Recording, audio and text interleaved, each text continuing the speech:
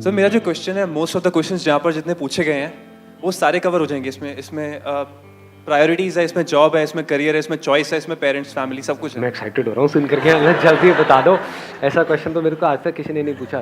Question ये है कि how to deal with the issues when you have your own dreams what you want to accomplish versus family issues. अगर आपकी family आपकी dreams के against है, for example me, I am an engineering graduate, गलती से, and my father wants me to work in a corporate sector which I do not want to, and I've been working from last 2 years but I'm not really happy. और ये सब आप share करना चाहते हो कैमरे में? Yeah, sure you can. अभी जो आप जॉब कर रहे हो वो सिक्योर्ड है पूरी, मतलब अच्छी, you are getting good money, good package, everything financially? बिल्कुल नहीं सर, बिल्कुल नहीं सर। अभी 5 महीने पहले लास्ट आगे ग्रोथ नजर आ रही है वहाँ पे? आगे फ्यूचर कुछ नजर आ रहा है? कुछ भी नहीं, फ्यूचर भी नजर नहीं आ रहा, अभी भी कुछ नहीं हो रहा है, बस पेरेंट्स को लग रहा है कि बुरा क्या होगा। सोचने वाली बात है। तो अब प्रॉब्लम क्या रह जाती है? And also sir there is a comfort zone जहाँ पर आते ही आप थोड़े से ढीले पड़ने लगते हो अपने ड्रीम्स कंप्लीट करने के लिए। सो दैट्स, हाँ, एक कंफर्ट जोन है, क्योंकि हर महीने के एंड में चाहे वो जॉब हमको पसंद हो चाहे ना हो, बट द पॉइंट इज वहाँ से महीने के एंड में सैलरी तो आ ही रही है, और उस सैलरी के अकॉर्डिंग हमारे खर्चे ऑलरेडी बने हुए हैं, और एकदम से अगर वो आना बंद हो गया तो गए। यही सब डर है ना। टॉपिक क्लियर हो रहा है? मतलब क्या है ये टॉपिक, कि अगर फैमिली सपोर्ट ना करे, बट एक्चुअल में जो टॉपिक है वो फैमिली के सपोर्ट की प्रॉब्लम नहीं है, ये कंफर्ट जोन की प्रॉब्लम है, कि चाहे जितना भी बुरा है, जैसा भी है, कंफर्टेबल है। कंफर्ट जोन का मतलब है नोन है, कि हमें पता है, एवरीबडी अंडरस्टैंड्स इट। तो हमारा जो माइंड है that is always afraid, we are always afraid of the unknown, क्योंकि पता नहीं वहां पर क्या होगा। तो जैसे ये पता नहीं आ जाता है तो लोग डरने लग जाते हैं। जो भी ऐसा पाथ होता है जिस पर सब चल रहे होते हैं, चाहे वहां पर कितने भी धक्के पड़ रहे हैं, वहां पर कितनी भी मारकाट मची हुई है, वहां पर कितना भी रोना धोना है, लेकिन मैं अकेला नहीं रो रहा, मेरे साथ में सब रो रहे हैं। अरे चलते रहो। लेकिन जैसे कोई ऐसा पाथ नजर आता है जिस पर सब नहीं चल रहे हैं, यानी आपको अकेले चलना पड़ेगा, this is called fear of the unknown. ये बहुत बड़ा फियर होता है। जैसे अगर मैं अभी आप में से किसी को यहाँ पे स्टेज पे बुला लूं और कहूं बोलो यहाँ पर आकर के 10 मिनट तक, क्या होगा? डर लगेगा या नहीं लगेगा? पहले ये सोच लेना, मैं एक्चुअल में बुलाऊंगा उनको जो बोल रहे हैं नहीं लगेगा डर, क्योंकि ये मत समझना यहाँ पे ये 200-300 फुकरे बैठे हैं, लाखों लोग देख रहे हैं इस वक्त कैमराज में, लाखों लोग। मतलब मुंह से कोई भी एक गलत बात निकली और आपकी लाइफ एक अलग ट्रैक पे निकल जाएगी। टॉपिक ऐसा दे दूंगा कि हाथ पैर कांपने लग जाएंगे। फोन के ऊपर बोलना है, आओ बोलो, कौन बोलेगा? बोलो, बोलोगे? अरे let's give a big hand for her यार। नहीं बोलना नहीं है मेरे। मुझे डरा दिया आपने तो यार। सही में, मतलब you are okay with speaking on it, on this topic? Talk about sex education that is related to porn. अच्छा, और पूरी दुनिया इसको देखने वाली है, you're okay with it? Yeah, obviously. आ जाओ, आप इधर आओ, बोलो क्या बोलते हो? Let's give a big hand for her. Wish you all the best. Sir मैं जरा see when I was in adult 13 to 14 years, तो मेरे घर पे ये होता था कि जैसे मतलब थोड़ी कंजर्वेटिव सोच होती है थोड़ी फैमिली की, कि जैसे टीवी पे हम बच्चे थे तो ऐड चल रही है, जैसे कॉन्डम की ऐड आ गई या सपोज कुछ भी बहुत रोमांटिक से ऐड आ गए, तो सारे मतलब ऐसे हिलने डुलने लगते हैं, मतलब उनको बहुत अनकंफर्टेबल हो जाता है कि यार बच्चे देख रहे हैं, उनको कुछ मतलब इनसे दूर रखो। तो या तो टीवी बंद हो जाती है, या तो वो लोग चैनल चेंज हो जाता है। हाँ, चैनल चेंज हो जाता है, या तो वो लोग वहाँ से मतलब चले जाते हैं। तो थोड़ा अजीब लगता है कि फैमिली इतनी कंजर्वेटिव क्यों है। अभी हम रेप कल्चर की बात करें, जैसे इंडिया में इतने सारे रेप बढ़ रहे हैं, और जब भी गवर्नमेंट बात करती है कि हमें सेक्स एजुकेशन को स्कूल में इंट्रोड्यूस करना चाहिए, मैं थोड़ा हाँ, आराम से Nervous. पानी वानी चाहिए? No it's all right sir. जब भी गवर्नमेंट बात करती है सेक्स एजुकेशन की, तो हमारे जो भी मतलब सो कॉल्ड रिलीजियस लोग होते हैं वो इसे अपोज करते हैं कि that is not our culture, that is a western culture. But आज के टाइम में सर ये सब बहुत ईजिली अवेलेबल है। अगर आप पेरेंट्स अगर किसी बच्चों को नहीं सिखाते तो वो इंटरनेट से या किसी भी और मीडिया से वो सीखने ही वाले हैं।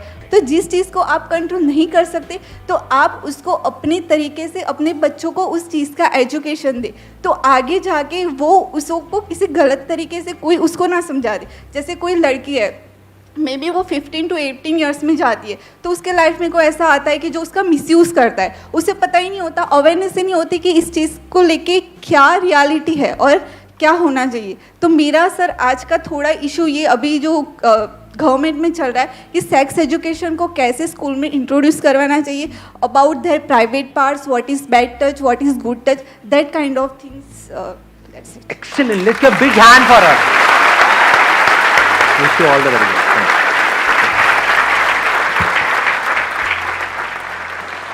अब देखो, ध्यान से समझना क्या किया इन्होंने कुछ भी ऐसा नहीं किया जो आप नहीं कर सकते थे। आप में से कौन है जो यहां पर आकर के ऐसे नहीं बोल सकता था या नहीं बोल सकती? बताओ। एनीबडी हु कैन से कि नहीं मेरे को ये बातें नहीं पता है, या मैं ऐसे नहीं बोल सकता, या मैं ऐसे नहीं सोचता? कोई है जिसकी सोच इनसे अलग है? या इन्होंने वही बोला है जो हम सबकी सोच है? Yes or no? Yes or no? Anybody who disagrees with her? कोई नहीं, सब एग्री करते हैं। एग्री करते का मतलब क्या कि हम भी ऐसी सोचते हैं, लेकिन बोलने की हिम्मत नहीं है यहां पर आकर के। ये होता है अपने कंफर्ट जोन से बाहर आना। यही फर्क होता है उन लोगों में जो लाइफ में कुछ ढंग का कर जाते हैं और उन लोगों में जो बैठ करके सिर्फ तमाशा देखते रहते हैं। सुनने में कड़वा लगे लेकिन सच है। इतने सारे लोगों में एक ने अपना हाथ ऊपर किया और यहां पर आकर के बोलना, क्योंकि मैंने पहले ही बहुत डरा दिया था लाखों लोग देखने वाले हैं ये, still he has that courage to take a stand for what is right. तो यहां से हमको, अगर आप ध्यान से समझेंगे तो प्रैक्टिकली ये समझ आ रहा है कि अपने कंफर्ट जोन से बाहर कैसे आते हैं। किसी के बोलने से नहीं आते।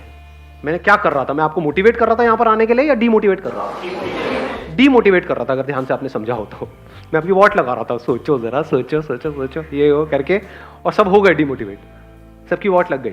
लेकिन ये डीमोटिवेट नहीं हुई। क्यों? बिकॉज इन्होंने डिसीजन इसके बेस पे नहीं लिया कि मैं क्या बोल रहा हूं, मैं क्या नहीं बोल रहा हूं। इनके अंदर से आया कि हाँ, ये this topic is close to my heart and I want to speak on it no matter what. दुनिया जो सोचती है उनकी प्रॉब्लम है, राइट? हाँ, ये थॉट प्रोसेस होती है उन लोगों की जो लाइफ में कुछ अलग करते हैं। इस अलग करने को ही सक्सेस बोलते हैं, अगर एक्चुअल में आप सक्सेस का मतलब समझोगे तो। यानी जो सब कर रहे होते हैं उससे थोड़ा सा अलग, या जो सब कर रहे होते हैं उसी को अलग तरीके से। ये दो ही चीजें होती हैं। आप बोलिए। सर, एक्चुअली मेरा बचपन से ही ड्रीम था कि मैं अपना ओन बिजनेस स्टार्ट करूं, बट मेरे पास कैपिटल नहीं था मेरा बिजनेस करने के लिए। दैन मैं दुबई गया अपना बिजनेस के लिए पैसे इकट्ठे करने। मैं वहाँ पे गया था, सिर्फ मेरा माइंडसेट ये था कि मैं कुछ अर्निंग करूं, दैन इंडिया आके अपना बिजनेस स्टार्ट करूं। बट वहाँ पे मुझे इतना अच्छी प्रोग्रेस मिली। मैं 4 साल रहा, एक ट्रिप की, दैन अगेन मैं गया वहाँ पे। इतना अच्छा सब कुछ मुझे मिला, अच्छी सैलरी, सब चीज़ अच्छा था। बट फिर भी माइंड में वही था कि इंडिया आके बिजनेस करना है, लाइक अंबानी। अभी मैं 5 महीने पहले इंडिया आया दुबई से, तो मेरी और इंक्रीमेंट कर रहे थे जो मेरे बॉस थे। बट अभी मैंने स्टेप लिया, नहीं, अगर अभी नहीं कर पाया तो फिर कभी नहीं कर पाऊँगा। बट अभी यहाँ पे बिजनेस जो स्टार्ट किया है, इसमें कभी कभी ऐसा फील होता है कि वो ऑप्शन ज़्यादा बेटर था। इन्होंने एक बड़ी कमाल की बात बोली, अगर आपने ध्यान से सुना हो तो, कि इन्होंने जॉब को छोड़ा और अपना बिजनेस स्टार्ट किया। अब इनको ये लग रहा है कि यार वो जॉब ही अच्छी थी, मान लो, या उस जॉब में भी प्रोग्रेस की कोई कमी नहीं है, वहां पर भी हम आगे बढ़ सकते थे। तो अब ध्यान से समझना, कंफर्ट जोन से बाहर निकलने का मेन पर्पस क्या है? क्या ये है कि हम ये छोड़ करके वो करें? क्योंकि जो भी करोगे उसके भी अपने प्लस माइनस होंगे। क्योंकि जब तक कोई चीज, जैसे बोलते नहीं, कहावत नहीं, दूर के ढोर। हाँ, तो दूर से बड़ा अच्छा लग रहा था बिजनेस बिजनेस, कि मैं बिजनेस करूंगा, मैं ये मैं वो। जब जाते हैं, वो करते हैं प्रैक्टिकली, तब हमें समझ आता है कि वो मेरे लिए है या नहीं है। तब ये भी समझ आता है कि जो हम पहले कर रहे थे वो मेरे लिए है या नहीं है। तो कंफर्ट जोन से बाहर निकलने का मतलब ये है कि एटलीस्ट जो भी आप रिस्क लेना चाहते हो अपनी लाइफ में, अभी टाइम है आप लोगों के पास में, लो तो सही। अब इन्होंने रिस्क लिया, इसका मतलब ये नहीं है कि वहां से निकलोगे तो बिजनेस आप करोगे तो उसमें सक्सेसफुल होना है, नहीं। कंफर्ट जोन से निकलने का मतलब ये है कि एटलीस्ट अब आप वहां से बाहर निकले, आपने बिजनेस ट्राई किया, हो सकता है वो बिजनेस चले, हो सकता है ना चले, because it depends upon lot of factors. नहीं भी चले, अगर आप वापस से वहां भी गए जहां पर आप पहले थे, तो एटलीस्ट आपके अंदर से जिंदगी भर के लिए रिग्रेट निकल गई। ये रिग्रेट तो गया ना हमारे अंदर से हमेशा के लिए कि मैंने ट्राई नहीं किया। ये इंपॉर्टेंट है लाइफ में। उसके बाद अगर आप वहां वापस भी जाओगे तो आप नोट करोगे आप पहले से बहुत ज्यादा अच्छे से काम को करोगे, और माइंड में ये जो कॉन्फ्लिक्ट चलता रहता था कि ये करूं या ये करूं, वो हमेशा के लिए निकल गया, खत्म।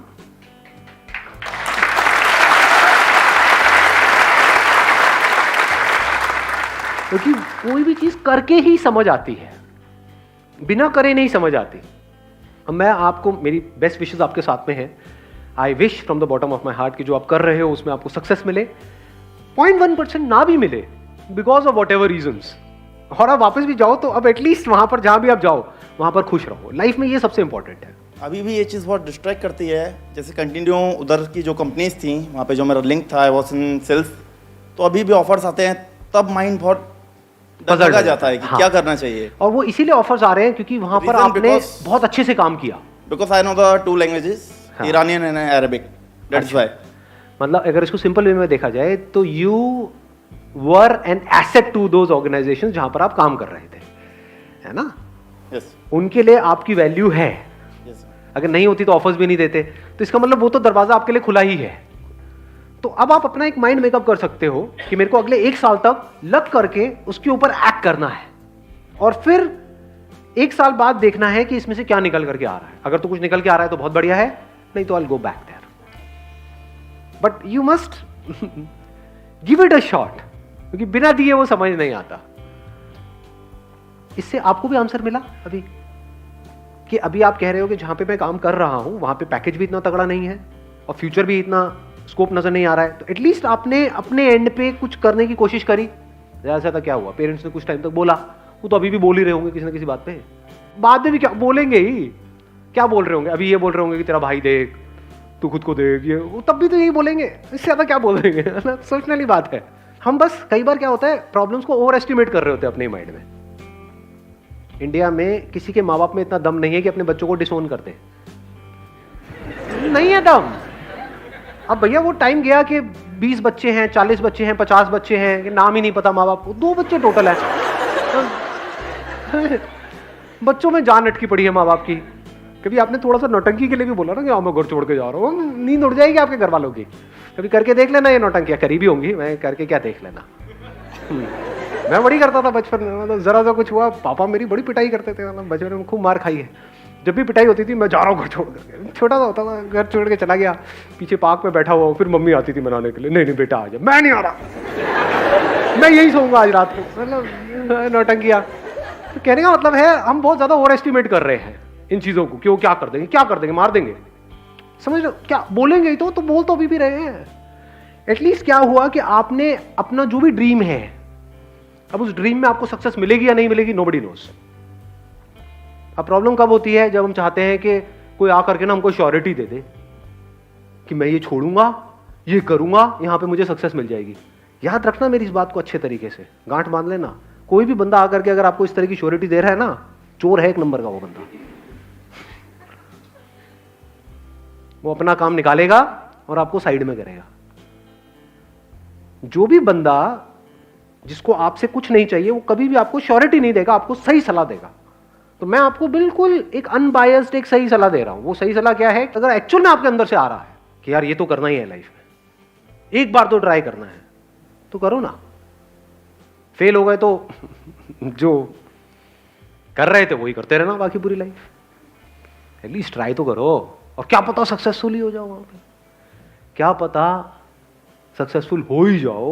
अभी आपने अंबानी का नाम लिया, क्या पता दी नेक्स्ट, क्या सरनेम है आपका, कमानी।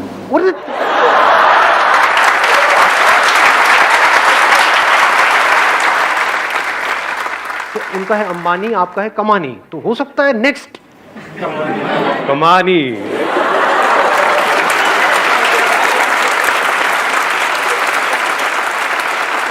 चलिए, wish you all the very best, thank you so much for coming and see you soon.